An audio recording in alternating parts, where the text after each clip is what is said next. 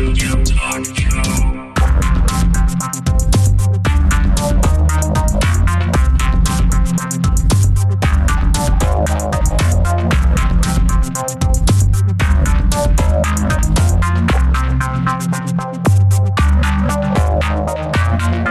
Visual Studio Talk Show. Bienvenue à une nouvelle émission du Visual Studio Talk Show.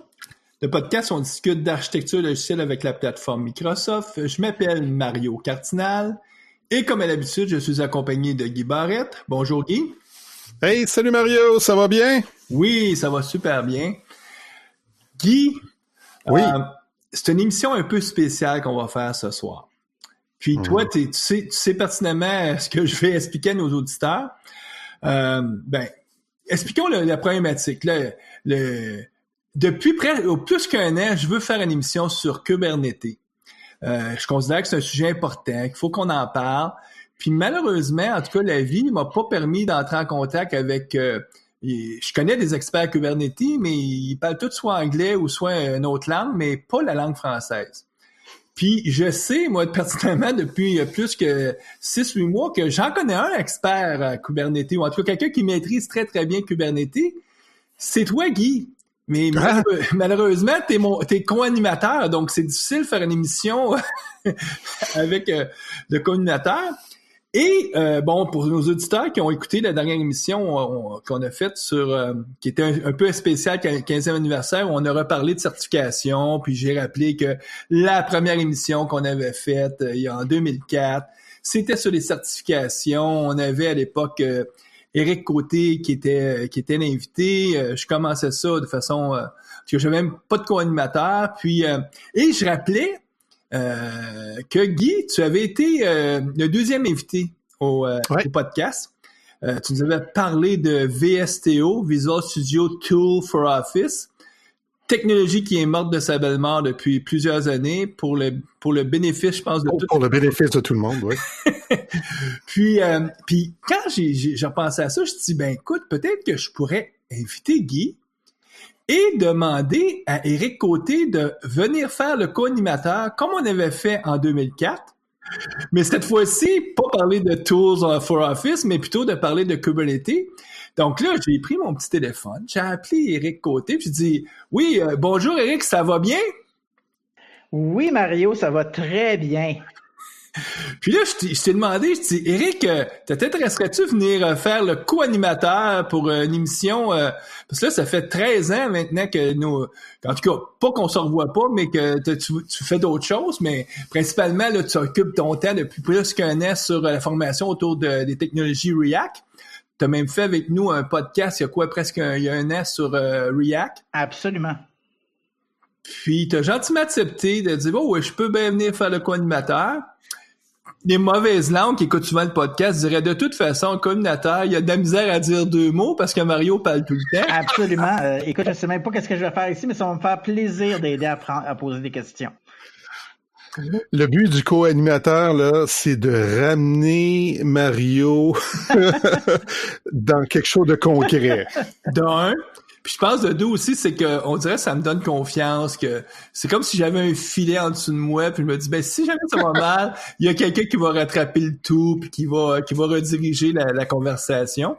Mais Guy, ce que toi tu fais beaucoup, puis que j'apprécie, c'est que tu reviens beaucoup avec des questions pratico-pratiques, en disant mais là comment on fait quand on veut démarrer, en tout cas, le genre de sujet que moi dans l'effervescence je peux comme oublier. On va espérer comment ça marche? C'est ça. On va espérer que ce soir, vu que c'est toi, Guy, qui est l'invité, que Éric va nous ramener à l'ordre en disant, mais là, Kubernetes, là, comment on déploie ça? Habituellement, ce qu'on fait à chaque émission, c'est qu'on présente notre invité. Mais là, Guy, je pense que les auditeurs te connaissent pas mal bien. Donc, ce que je vais plutôt faire, c'est présenter le co-animateur spécial. Éric, je disais brièvement tantôt que tu occupes la majorité de ton temps à donner de l'information autour de React, donc du développement web. Si tu peux juste nous expliquer un peu ce que tu fais. Alors moi, j'ai présentement une école de formation qui s'appelle React Academy. Je suis le plus grand fournisseur de formation React au Canada. Et puis, je fais ça déjà depuis un peu plus d'un an. Et c'est le fun parce que c'est une technologie que j'aime beaucoup. C'est le fun de voir à quel point que c'est le fun de faire des composantes et de les monter ensemble. Donc, ça, c'est le côté le fun de ce que je fais. Mm-hmm. Puis, voilà. Puis grosso modo, c'est le modèle des fameuses académies. Guy, toi, tu fais ça aussi avec Kubernetes, le Kubernetes Academy. C'est que vous donnez des formations publiques, je pense une fois au mois ou aux 2 mois, puis vous donnez surtout des formations en entreprise, si je me trompe. Exactement. C'est ça qu'on fait. Donc, puis si les gens veulent aisément te rejoindre, là, est-ce que tu as aussi un react.ac? C'est ça que tu as comme nom de domaine? Oui, exactement. Ils peuvent taper react.ac ou le vrai site qui est reactacademy.ca. OK, super. Juste pour nos auditeurs qui connaîtraient moins, tu as toujours été dans le développement web. Moi, je me souviens, écoute, dans les années 2000, quand j'ai commencé à te connaître, tu donnais beaucoup de formations autour d'ASP.NET. Là, on parle du vieux modèle ASP.NET. Donc, ça...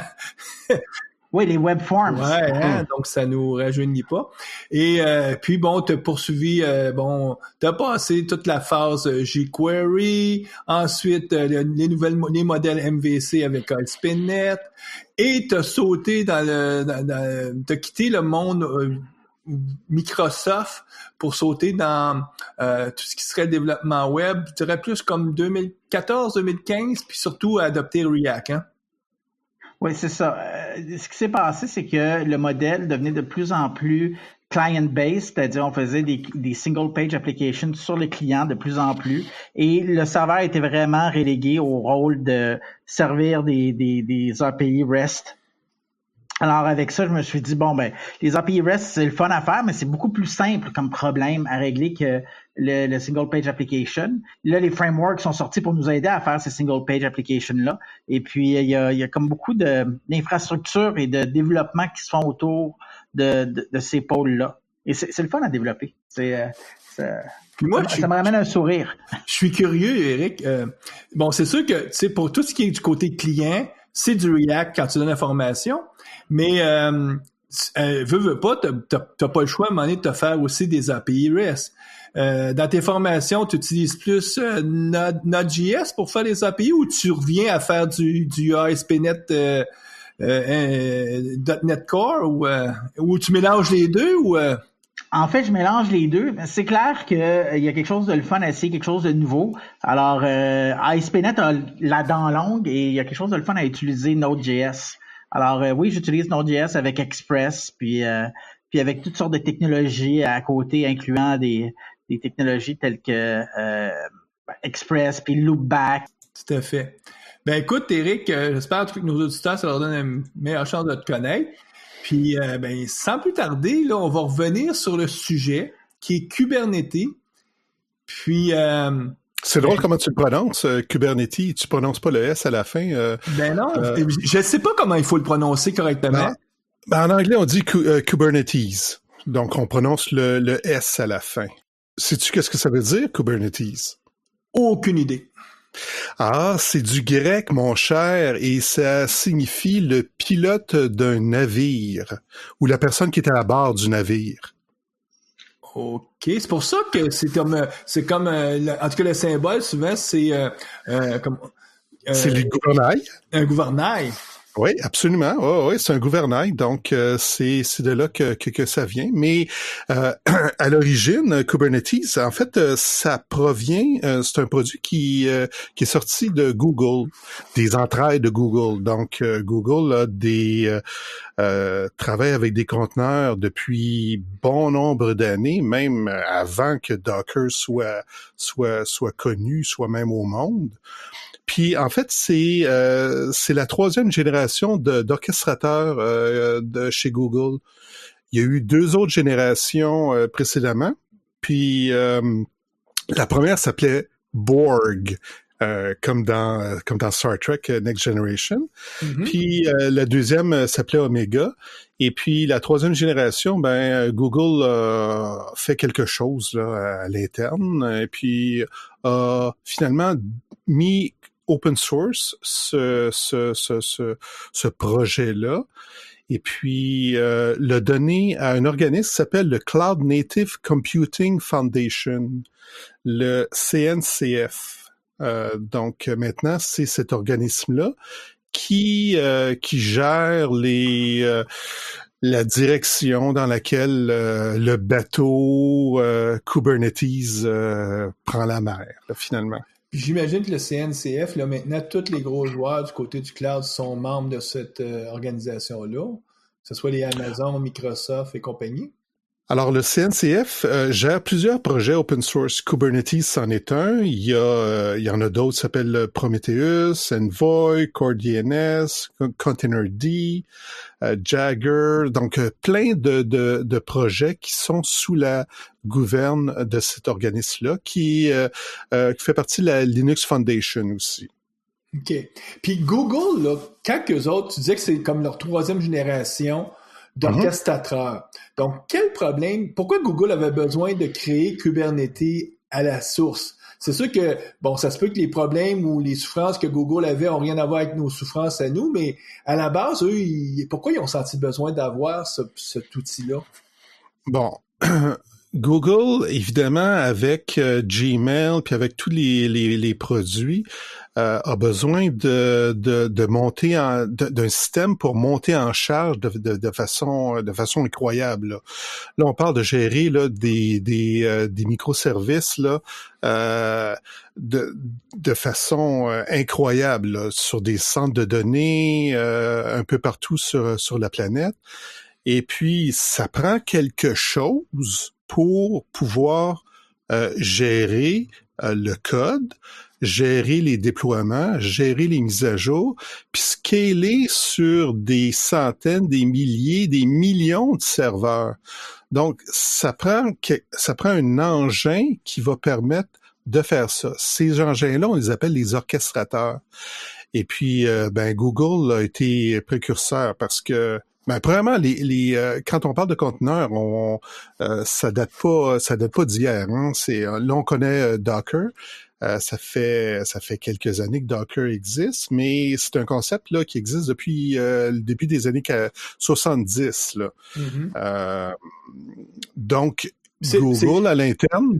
C'est quelque chose qui est disponible avec, pas Linux, mais qui était disponible initialement avec Unix. On remonte dans les années 80. En tout cas, ça fait longtemps qu'on peut faire des conteneurs directement en utilisant des services qui sont fournis par le système d'exploitation.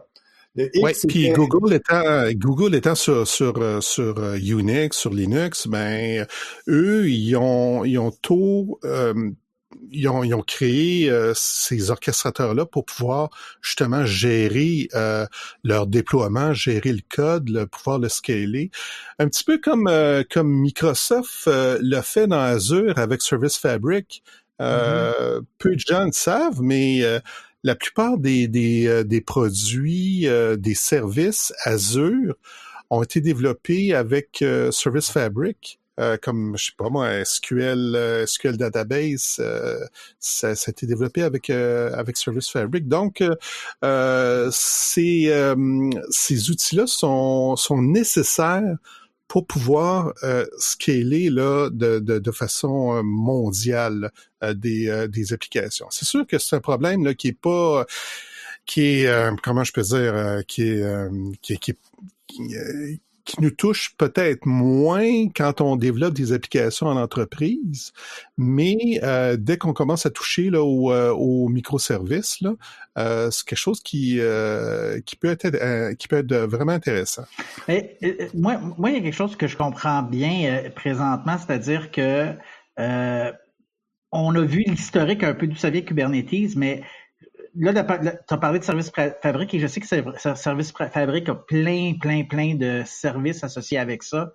Est-ce que Kubernetes, c'est aussi un menu avec plein de services? Kubernetes, c'est un orchestrateur. Donc, l'orchestrateur, lui, a des tâches qui sont très précises, là, qui permettent de gérer nos microservices. Mais si, juste avant d'entrer dans le vif du sujet, faut faire un petit pas en arrière pour bien comprendre là pourquoi, en fait, quelle souffrance Kubernetes ou un orchestrateur cherche à régler.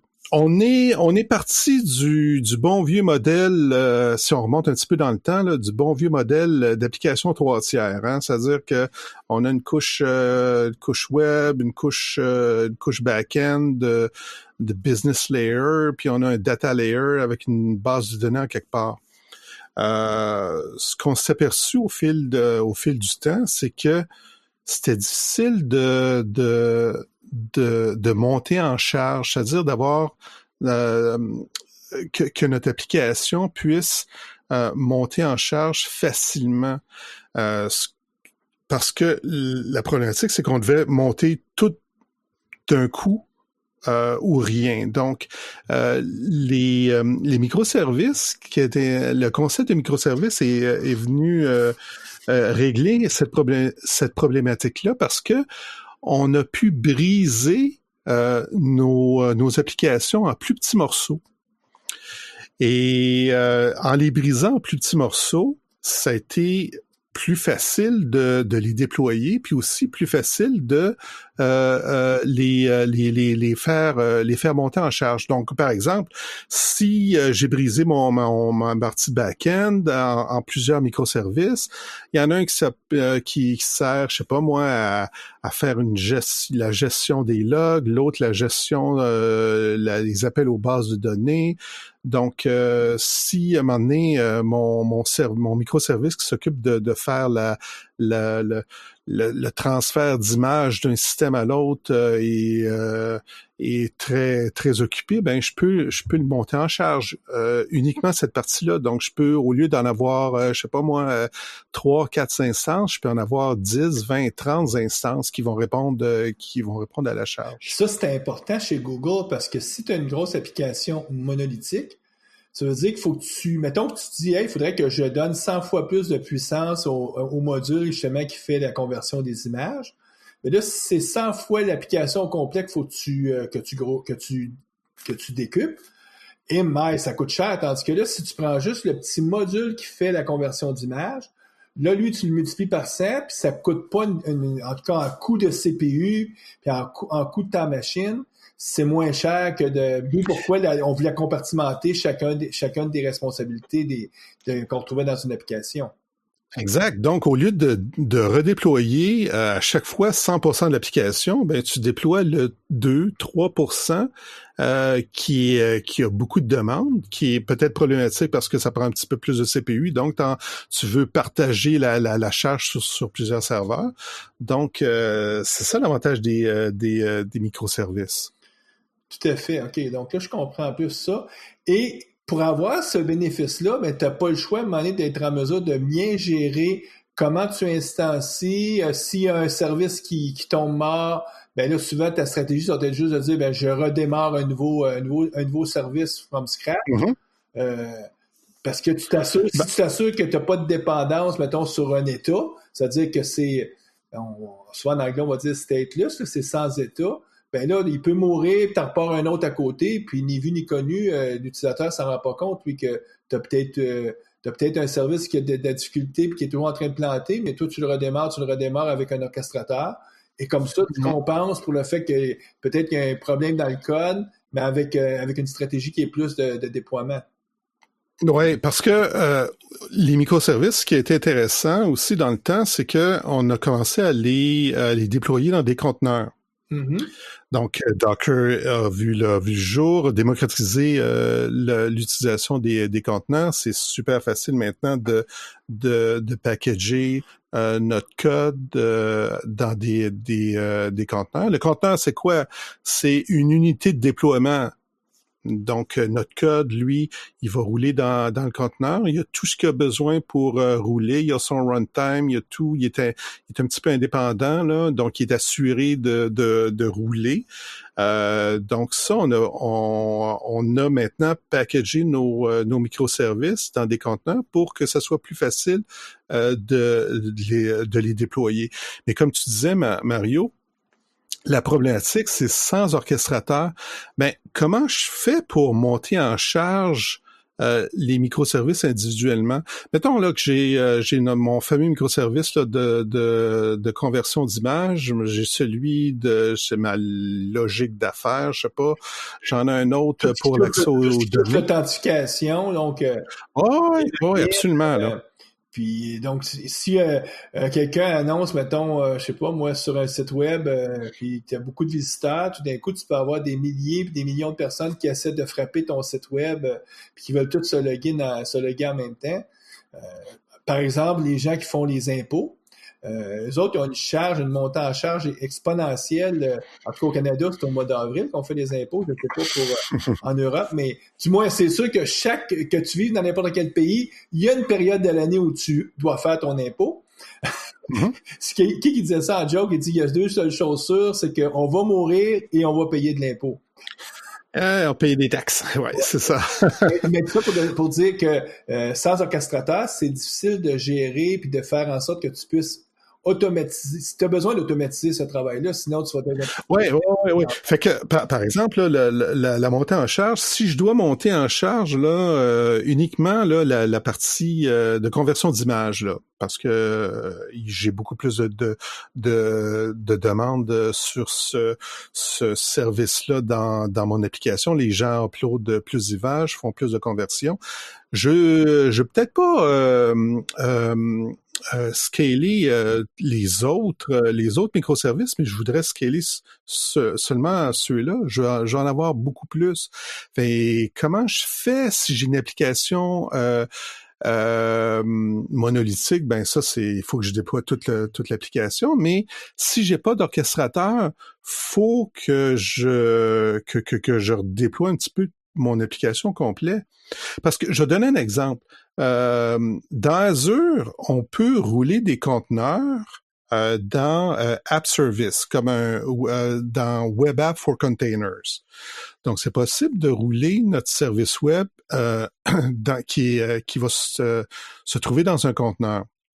C'est possible aussi d'avoir un site web qui va rouler plus qu'un conteneur, c'est-à-dire ce qu'on appelle les multi-containers. Donc, c'est sûr qu'il y en a un qui coûte sur le port 80 pour répondre au trafic web, mais je pourrais avoir un sidecar, un deuxième ou peut-être même un troisième container qui sont plus des workers. Mais encore là, dans App Service, c'est comme monolithique. Donc, j'ai eu beau créer des microservices, briser mon application en petits morceaux, j'ai eu beau les mettre dans des conteneurs, je reviens au point de départ. Donc, mon application est quand même monolithique, même si j'ai fait tout ce qui était correct pour la briser, pour éventuellement la scaler. De sorte qu'avec un orchestrateur, ben, je peux contrôler les différents morceaux, les différents microservices. Individuellement, je peux dire celui-ci, ben, j'en veux 50 instances, par exemple. Mais là, Guy, là, dans ce contexte-là, Guy, comment on fait pour monter en charge? Ben, ce qui est intéressant, c'est que Kubernetes nous aide à faire la montée en charge, c'est-à-dire qu'on peut dire je veux X nombre de ces microservices-là, puis en plus, il nous aide à partager la charge. Donc, il y a un load balancer, il y a des fonctionnalités de load balancing à l'intérieur qui fait en sorte qu'on peut load balancer. Donc, si on a, je sais pas moi, 10, 20, 30 instances d'un microservice, on peut partager la charge sur toutes les instances. Puis, ce qui est intéressant aussi, c'est que un autre bénéfice des orchestrateurs, c'est que par exemple, j'ai une dizaine de machines virtuelles dans lesquelles je peux déployer mes conteneurs. Il va partager les 10 ou les 20 instances sur chacun de mes machines virtuelles, par exemple. OK. Mais là, Guy, je comprends l'avantage qu'il y a d'avoir une architecture avec des microservices, de déployer vers le cloud. Mais là, si moi, dans mon entreprise, là, oui, on est en train de faire une migration vers le cloud, mais on n'est pas tout à fait là. ben, ça veut-tu dire que Kubernetes, c'est pas quelque chose d'intéressant pour moi ou ça se ma question, en réalité, c'est, ça peut-tu se déployer sur, localement, sur un serveur, ça, Kubernetes, ou ça marche juste pour le cloud? Non, tu peux l'installer en entreprise, c'est-à-dire tu peux l'installer sur des machines virtuelles dans ton entreprise. En fait, Peux-tu l'installer sur mon Windows 10 localement? en fait, pour le développement, on va y revenir un petit peu plus tard, mais pour le développement, oui, tu peux l'installer sur ta machine de développement, oui, sans problème. Donc, ce que ça te prend, finalement, c'est une série de machines virtuelles, parce que si on parle un petit peu d'architecture, le Kubernetes est divisé en quelques morceaux là qui sont très précis. Le premier morceau, c'est le master.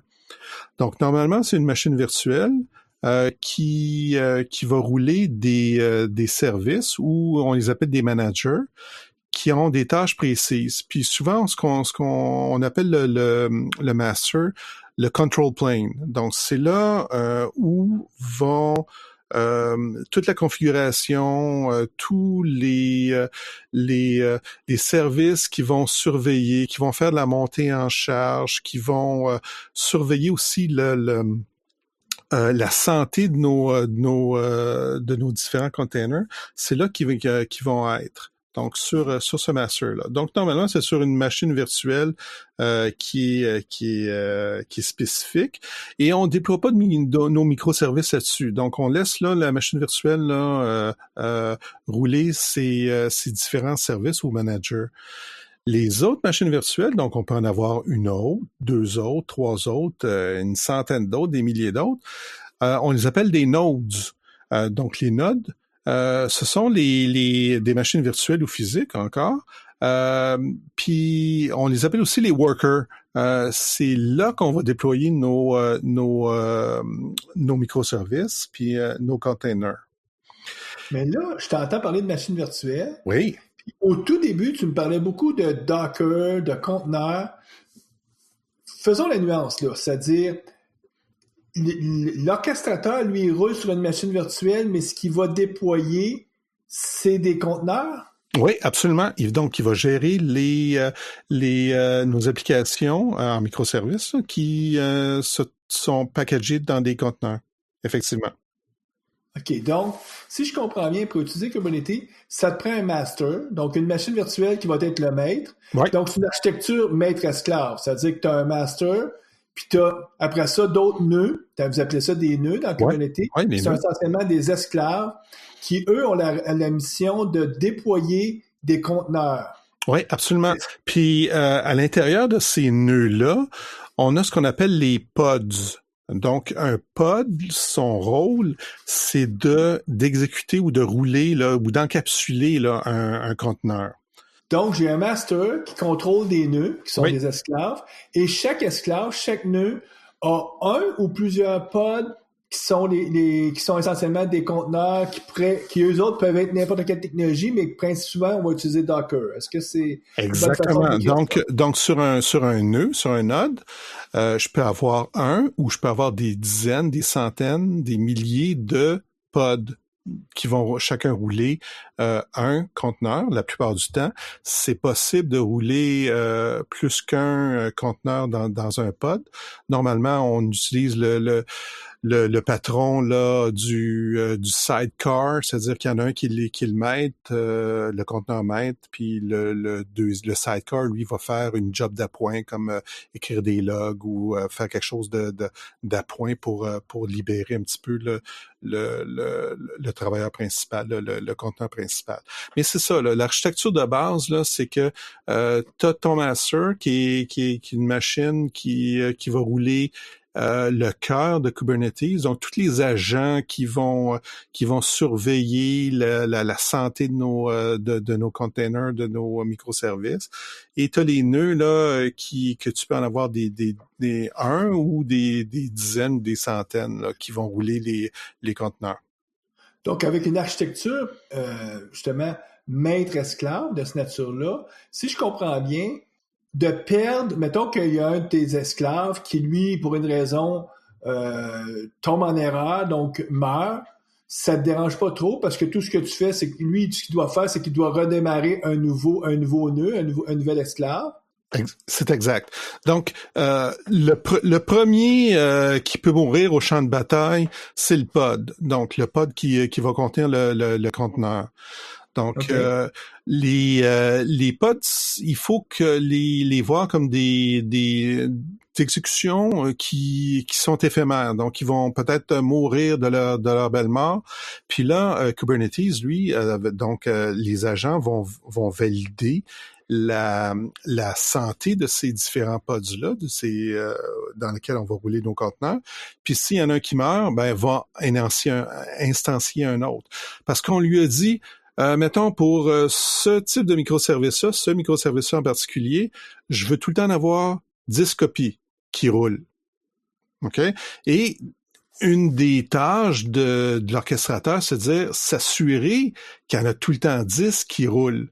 Donc, s'il y en a un qui tombe au combat, qui meurt, ben, je sais pas moi, ça peut être une erreur de code ou quelque chose qui le fait planter, mais tout de suite, l'orchestrateur, lui, va détecter, hey, j'en ai plus 10, j'en ai 9 qui roulent, j'en ai besoin d'un autre, donc il y en a un autre qui va être instancié, puis il va être déployé sur le nœud. Même chose pour le nœud. Si un nœud tombe, ben il y a un nouveau nœud là qui va être instancié. Ces règles-là, où est-ce qu'on les écrit, Guy? Est-ce qu'on a genre un document de configuration ou est-ce qu'on a un site web ou une application web avec laquelle on configure ça? Comment on fait ça? Donc, comment on va déployer nos applications puis comment on va les configurer finalement?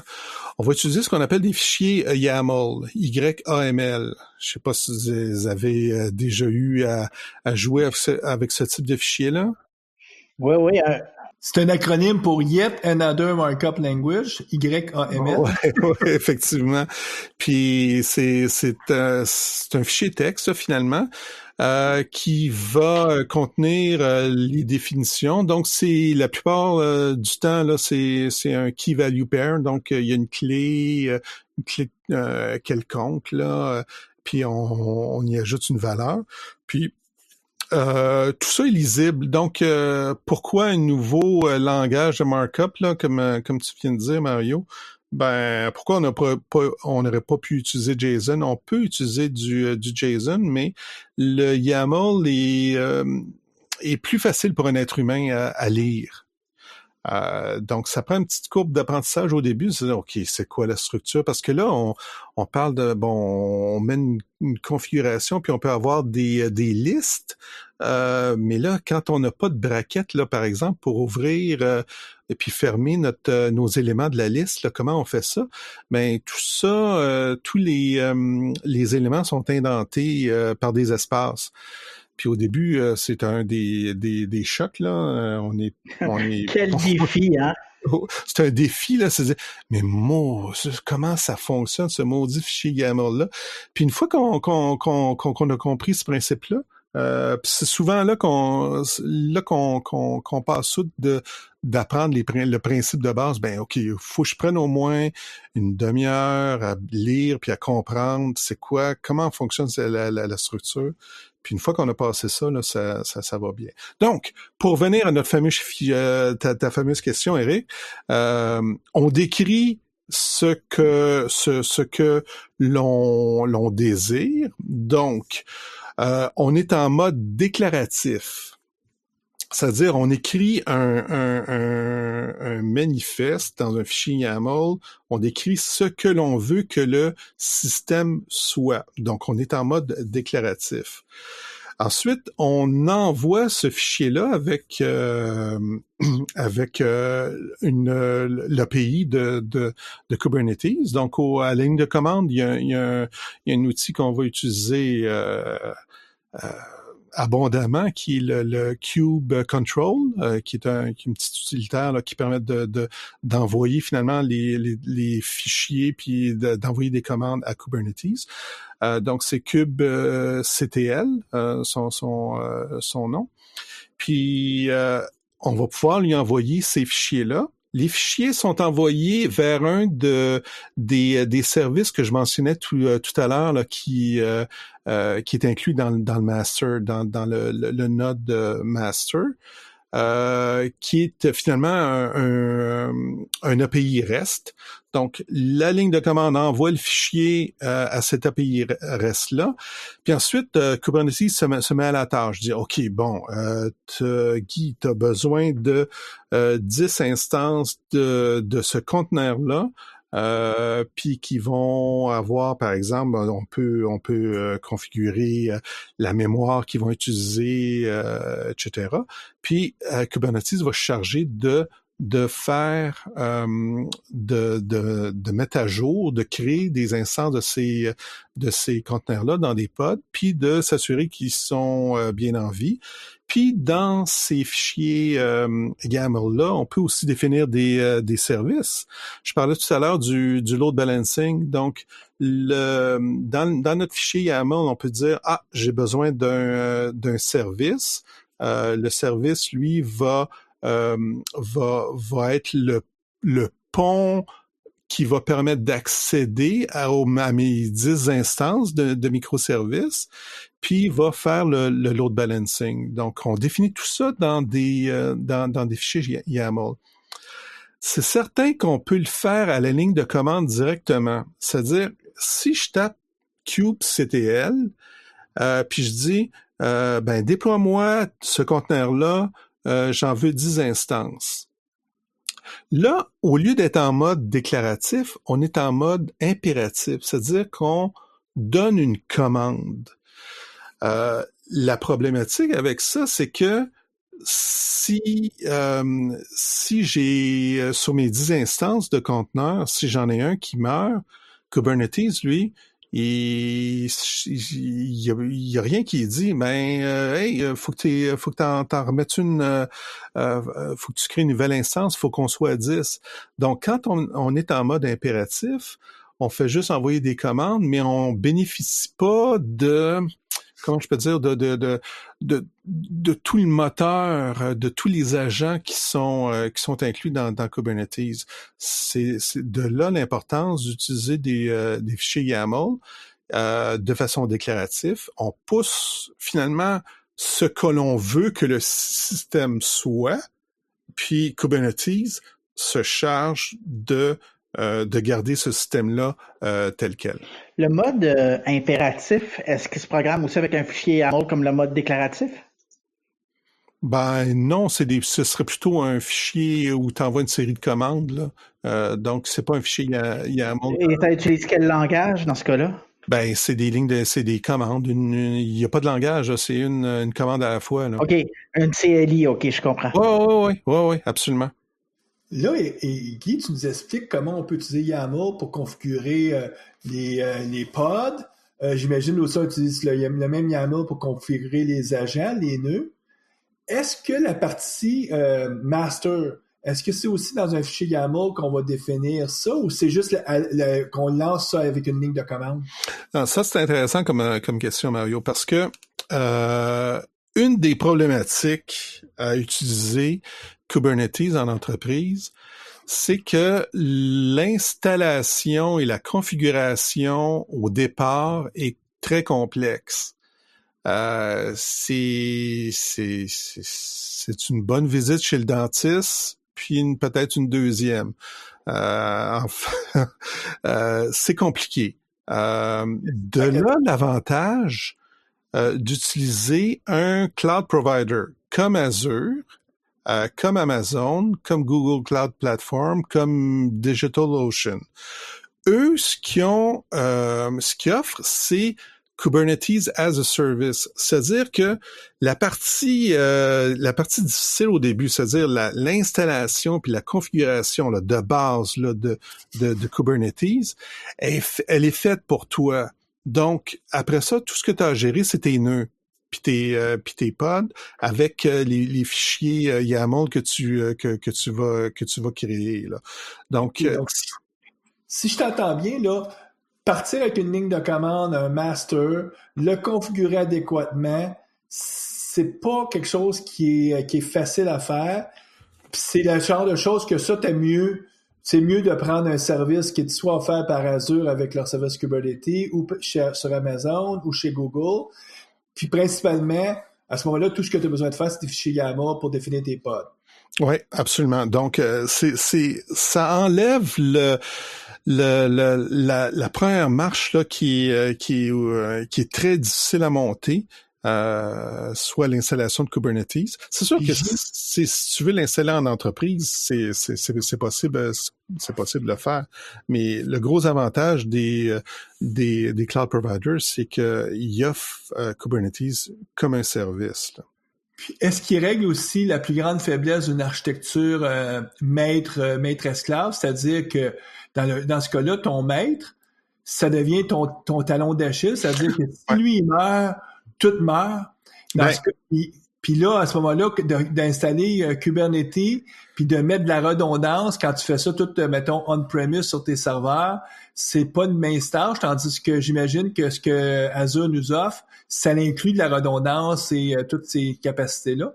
Ben, en fait, à la base, dans Kubernetes, il y a moyen de faire de la réplication du master, parce que tu as entièrement raison.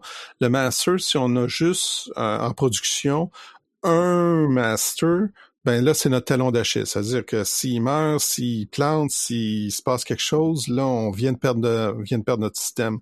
Donc, déjà, à l'intérieur de Kubernetes, il y a un système de réplication. Donc, on y va de façon impaire, là. On passe de un master à 3, à 5. Donc, c'est possible de le faire. Puis, dans le cloud, là, c'est possible aussi d'avoir plusieurs instances de notre master. Donc, j'imagine qu'il y a un intérêt à utiliser les services que offre Amazon ou Microsoft parce que eux, ils prennent en charge tout ce risque-là qui est lié avec les masters. Puis, à ce moment-là, si tu suis les meilleures pratiques, il y a peu de chances que tu te retrouves dans le pétrin pour ce qui est de la gestion de ton master. Oui, puis en plus, le master dans Azure, c'est une machine virtuelle qui roule, là, mais il n'y a pas de coût. Donc, il y a juste le coût pour les nœuds. Il n'y a pas de coût. La machine virtuelle ne te coûte rien. En fait, le service Kubernetes, il n'y a pas de coût associé à créer ce qu'on appelle un Azure Kubernetes Service. Tu ne payes que pour les machines virtuelles que tu vas utiliser, donc les nœuds que tu vas utiliser. Donc, ce qui est en production. En fait, ton master, il est en production, sauf que il n'y a pas de coût associé à ça. Tu payes seulement pour les nœuds. Donc, si tu dis, par exemple, je veux créer un Kubernetes là dans Azure, puis je veux 3 nœuds. Donc, je choisis la taille de mes machines virtuelles qui vont être mes nœuds, et je ne vais payer je vais payer que pour ces 3 machines-là. De toute façon, quelque part, ça a du sens parce que un Kubernetes tout nu, sans nœud, ça sert à rien. Donc, Microsoft sait bien que si tu prends un service Kubernetes, tu vas un jour ou l'autre faire rouler des nœuds dessus et tu vas un jour ou l'autre avoir une facture. Oui, absolument. Mais tu dis que un Kubernetes avec un seul nœud qui est le master, ça sert pas à grand-chose, mais ça sert au développement. Donc, localement, si on veut développer, comment on fait? On installe Docker, on installe Docker Desktop. Dans les configurations, il y a un setting qui nous permet d'activer Kubernetes et localement. Et donc, ce que ça va faire, je parlais tantôt là, tous les services ou les managers là qui roulent sur le master, ça va créer, ça va downloader puis créer des instances de ces différents services-là localement sur notre machine. Dans une machine virtuelle que Docker utilise déjà. Et puis, je vais pouvoir développer, tester, déployer des applications localement sur mon Windows 10, sur mon Mac ou sur Linux. Ah, OK. Donc, il y a un intérêt. Ben, il y a un intérêt, oui, mais pas en production, là. On s'entend, là. Pour le développement local, c'est que c'est correct. Sauf que quand tu le roules localement, tu n'es pas en train de le rouler sur Azure, donc t'es Non, non, non, pas non. en train d'utiliser le service Kubernetes de Azure. C'est vraiment que tu utilises les capacités de rouler Kubernetes dans un Docker, dans une machine virtuelle. Ouais. Donc, mais ce qui est intéressant, ça te permet de tester tes fichiers YAML, s'assurer qu'ils sont corrects, que tu crées le bon nombre d'instances, que la communication, la réseautique de base se passe bien. Donc, il y a beaucoup de choses que tu peux faire, beaucoup de tests que tu peux faire localement sur ta machine avant de déployer. Tout à fait. Ça te permet finalement de valider tout ton code de déploiement avant même de dépenser un sou sur des services Azure. Ouais, absolument. Puis OK. ça, Docker Desktop, il y a une version communauté de Community Edition qui est tout à fait gratuite. Donc, de toute façon, sur Windows 10, par exemple, quand tu veux faire du Docker, tu commences par downloader puis installer Docker Desktop. Ben, t'as juste à faire un checkbox, cocher un checkbox, puis t'as Kubernetes sur ton Windows 10, puis tu peux commencer à développer. Tu as parlé de version communautaire, mais est-ce que ça veut dire qu'il y a une version payante qui existe de Docker? Il y a une version entreprise, effectivement, qui est payante. Donc, ça vient avec du support, un petit peu, mais au niveau des fonctionnalités, là, on peut dire que c'est à peu près la même chose. Donc, est-ce que tu dirais que Docker Desktop, si on veut commencer avec Kubernetes, c'est le chemin qu'on devrait commencer par prendre? Ben oui, d'un, il faut comprendre comment les conteneurs fonctionnent. Ça, à la base, là, avant de faire le premier pas dans Kubernetes, faut comprendre, puis il faut bien comprendre les principes qu'il y a en arrière des conteneurs. Faut créer des déploiements de conteneurs seulement. Faut s'assurer qu'on a ces principes-là avant de s'attaquer à Kubernetes. Donc, ça qui est important. Puis dans ma formation, j'ai une formation de 3 jours là, sur Kubernetes puis les conteneurs Docker. Ben, la première journée, là, c'est 100% là, Docker. C'est quoi les principes? C'est quoi comment ça fonctionne? Comment le réseautique? Comment qu'on partage des espaces disques, des fichiers entre les différents conteneurs? Comment tout ça fonctionne? Puis aussi, comment qu'on déploie dans App Service? Comment on déploie, par exemple, dans Azure Container Registry. Donc, c'est vraiment là, la première journée, là, je fais pas de Kubernetes, pas du tout. Puis ensuite, on s'attaque à Kubernetes là, au principe dans la deuxième journée. Puis la troisième journée, ben c'est Kubernetes dans Azure. Donc, j'ai bien compartimenté là, mes journées de formation pour que ça soit super clair puis qu'on focus vraiment sur les principes à apprendre. Parce que si on passe une étape, on va le payer un petit peu plus tard. C'est-à-dire que on va se buter à des problèmes, des problématiques, des concepts là, qu'on aurait dû apprendre plus tôt. Puis on va perdre du temps éventuellement. Donc, c'est pour ça que la maîtrise de Docker puis d'utilisation des conteneurs est importante avant de passer à Kubernetes. Mais là, je t'entends, Guy, puis tu as glissé un mot sur ta formation que tu donnes. Ce que je comprends, c'est si on veut maîtriser Kubernetes, en tout cas un minimum, c'est pas quelque chose qui se fait en une demi-heure. Là. C'est un parcours qui va demander les quelques jours d'effort que tu peux peut-être repartir sur plusieurs semaines.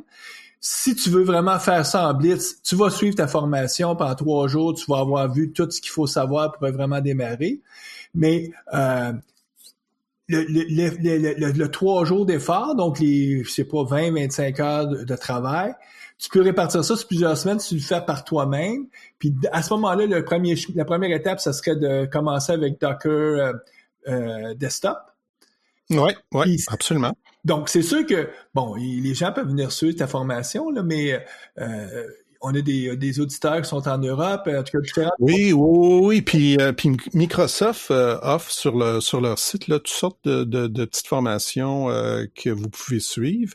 Puis il y a aussi même un guide qui s'appelle 50 Days from Zero to Hero, donc en 50 jours de zéro à héros. Donc il y a toute une série là c'est un document PDF là qui contient toute une série de liens vers des documents à lire, vers des webcasts à regarder, vers des labs à faire. Donc c'est super bien fait. C'est sur 50 jours, ça veut dire qu'il prévoit qu'à tous les jours tu vas passer quoi, 15, 20, 30 minutes de formation. C'est ça. Exact. Donc, c'est sûr que ça peut se faire en moins de temps. Puis, moi, ma formation, je dis de zéro à ninja en 3 jours. OK. Donc, c'est difficile de maîtriser bien Kubernetes par soi-même, même en moins de 3 jours. Avec un formateur, on peut y arriver. Puis sinon, garde Microsoft, eux autres recommandent de le faire à petite dose puis d'étirer ça sur 50 jours. Mais comme tu dis, on peut peut-être réussir à le faire en 20-25 jours par soi-même. Oui. Puis, oui, absolument. Parce que c'est pas une technologie si simple que ça. Heureusement, la barrière pour commencer à utiliser a vraiment beaucoup diminué maintenant que Azure, Amazon, Google offrent un service Kubernetes, parce que s'il n'y avait pas ces services-là, la barrière à l'entrée serait vraiment gigantesque. Parce que ça c'est ce qui est difficile, comme tu dis, à configurer, le fameux master. Oui, parce que c'est tellement complexe. Te souviens-tu là, la première version là, de Visual Studio Visual Studio Team System là, 2000. Tu sais, on avait un bouquin là d'installation de je sais pas combien de pages, d'une centaine de pages. Là. Puis là, écoute là, si tu manquais une étape là, si t'étais pas attentif, tu manquais une étape là. T'es dans le pétrin. T'es dans le pétrin là, il n'y a plus rien qui marchait. Puis il y a pas grand monde qui était capable d'installer correctement là Visual Studio VSTS. Puis c'est un frein à l'adoption carrément. Mais là, bon, c'est sûr ça s'est amélioré tout ça, mais en utilisant, là, si on prend l'analogie, là, cette analogie-là, en utilisant Kubernetes dans le cloud, on vient tout de suite de sauter à l'étape suivante. Là, on n'a pas besoin de faire d'installation. Là. C'est probablement le chemin à privilégier d'utiliser un service dans le cloud, entre autres celui qu'Azure fournit, qui s'appelle justement Kubernetes. Donc, le nom dit bien ce qu'est ce service-là. Mais là, moi, ça m'amène une question. Si c'est si long, la maîtrise, là, si on parle de 20-25 jours avant de commencer à devenir un ninja, ou comme tu dis, si on va suivre ta formation, c'est 3 jours intensifs, pourquoi les entreprises, pourquoi tout le monde s'en va sur Kubernetes? Parce que personne n'aime ça, là, se taper de la configuration des fichiers YAML. Donc, il doit y avoir un bénéfice tellement magnifique que tout le monde veut y aller pour ce bénéfice-là. C'est quoi la raison principale pour qu'on veut utiliser Kubernetes? C'est d'avoir un orchestrateur pour pouvoir gérer nos microservices. Sinon, il n'y a pas de solution. Okay.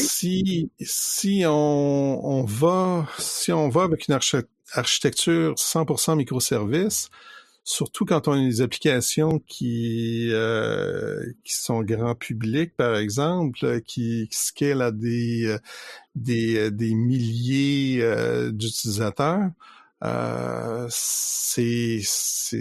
devient impossible à gérer si t'as pas un orchestrateur. Donc, ça prend quelque chose de ce type-là pour pouvoir gérer, puis maintenir, puis déployer nos applications. Moi, je peux te donner une autre raison. Nous, dans ma startup, on n'a pas une architecture avec multitude de multiservices. C'est plutôt, c'est surtout une application, un SPA, là, un single page application. Mm-hmm. Oui, il y a un back-end, mais notre back-end il est principalement en Cosmos DB, donc on utilise les services d'Azure. Donc, mais on a quand même décidé d'aller vers Kubernetes. Tout simplement parce que ça réduisait beaucoup pour le même dollar, on pouvait facilement offrir à supporter 4 à 5 fois plus de clients. C'est-à-dire que ça réduisait les coûts. Parce que justement, quand tu travailles avec Kubernetes, tu es capable de te faire des machines virtuelles avec la même petite machine virtuelle, tu peux servir plus de clients. Puis on sait que essentiellement, c'est comme ça marche sur Azure, là. C'est la performance de ta machine, c'est ça que tu payes. Puis, en fait, tu viens d'écrire un bénéfice des conteneurs. Ouais.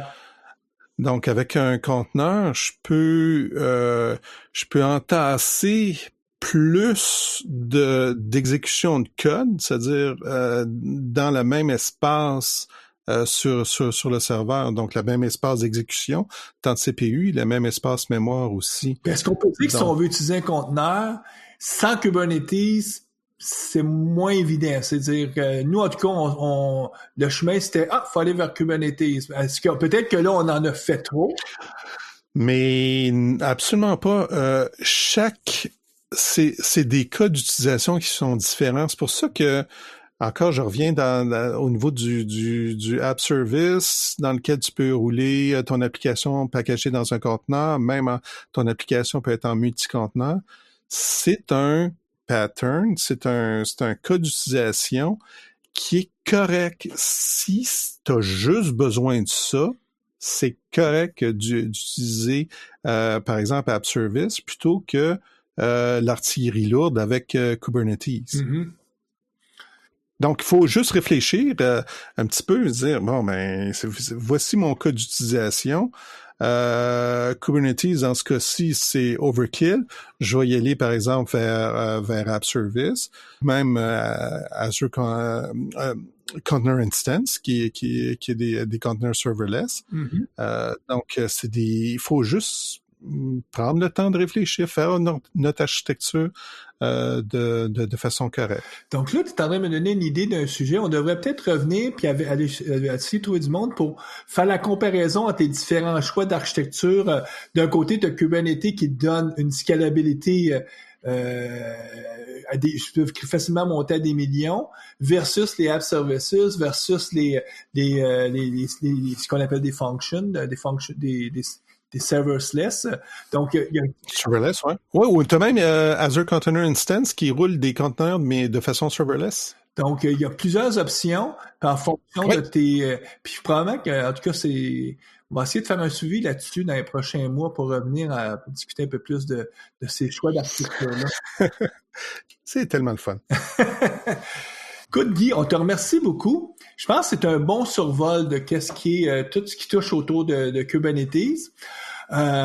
Pour ceux qui ont vraiment qui ont le besoin de dire il faut qu'on aille vers Kubernetes, toute ta formation que tu donnes, c'est quoi, c'est en janvier ton premier cours que tu vas donner ou en février?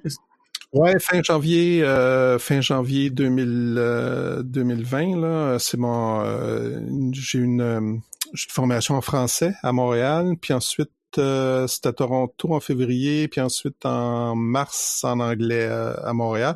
Mais aussi, je peux la donner en entreprise. Éric, t'étais assez silencieux, donc c'était prévisible, mais... C'est difficile à couper, mon cher Mario. Ouais, mais Guy aussi était bon. On n'a pas eu besoin trop de te relancer. Tu savais où tu t'en allais. Vous étiez excellent. Puis, mais je te remercie quand même. Comme j'ai dit, juste le fait de savoir que j'ai quelqu'un en appui, c'est toujours une aide psychologique non négligeable. Puis encore là, on rappelle que toi aussi, tu as des formations autour de React, donc j'imagine que tu en as aussi en janvier, février là, sur ton site. Absolument, et sur mon site, il y a des formations qui ont lieu à tous les mois dans toutes les grandes villes du Canada. Super. Puis moi, je vous dis, moi, j'ai pas de formation. Je travaille très, très fort pour finaliser une version 1 de mon produit. Puis ça, on va faire du suivi là-dessus quand on sera rendu là des étapes, on est en alpha. Sur ça, on va souhaiter bonne programmation à nos auditeurs. Puis on va vous revoir, puis on va vous souhaiter en même temps aussi un joyeux temps des fêtes, parce que Noël s'en vient. En fait, c'est ça, l'émission est publiée au début décembre 2019. Puis nous, on va revoir nos auditeurs en janvier, donc comme dirait l'autre, ne faites pas d'abus, pas trop d'abus, mais quand même ayez du plaisir. On vous revoit début janvier pour une autre émission du Visual Studio Talk Show. Donc, bonne programmation. Merci, à bientôt.